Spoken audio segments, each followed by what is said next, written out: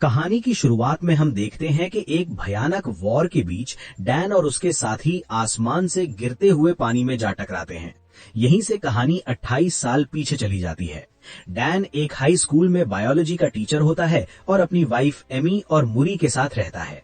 Dan को research lab में काम करने का बहुत शौक होता है, इसलिए वो आर्मी रिसर्च लैब में जॉब के लिए अप्लाई करता है, जिसका इंटरव्यू आज ही के दिन होता है।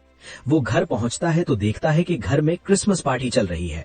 वली डैन एमी को इंटरव्यू के बारे में बताता है, लेकिन एमी नाराज हो जाती है क्योंकि वो चाहती है कि डैन आज का दिन सिर्फ फैमिली के साथ बिताए। एमी उसे ये भी बताती है कि उसके पिता ने मुरी को क्रिसमस कार्ड भेजा है, जिसे देखकर डैन गुस्सा हो जाता है क्योंकि वो अपने पिता से नफरत करता है। बचपन में उसके पिता ने उसे छोड़ दिया था और तब से दोनों में बात नहीं होती। इंटरव्यू पर जाते वक्त डैन को पता चलता है कि उसे इस जॉब के लिए रिजेक्ट कर दिया गया है और जॉब किसी और को मिल गई है। गुस्से में वो अपनी फाइल डस्टबिन में फेंक देता है और घर लौटकर मुरी के साथ बैठकर फुटबॉल मैच देखने लगता है। तभी अचानक ग्राउंड के बीच में एक पोर्टल खुलता है और उसके अंदर से कई सोल्जर बाहर निकल आते हैं।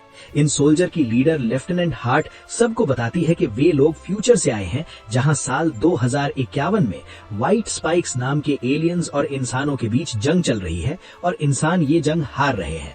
अगर ऐसा ही चलता रहा तो अगले 11 महीनों में पूरी धरती से इंसान खत्म हो जाएंगे। वे दुनिया के लोगों से मदद मांगते हैं ताकि वे इस जंग को जीत सके। इसके बाद दुनिया के सारे देश मिलकर आम लोगों को जबरदस्ती भर्ती करके फ्यूचर में भेजने लगते हैं, लेकिन फिर भी फ्यूचर की दुनिया में इंसानों की आबादी 5 लाख से भी कम रह जाती है। फ्यूचर में भेजे गए लगभग 50% लोग मर जाते हैं, जिससे लोग इस ड्राफ्ट के खिलाफ होने लगते हैं और हर जगह विरोध शुरू हो जाता है।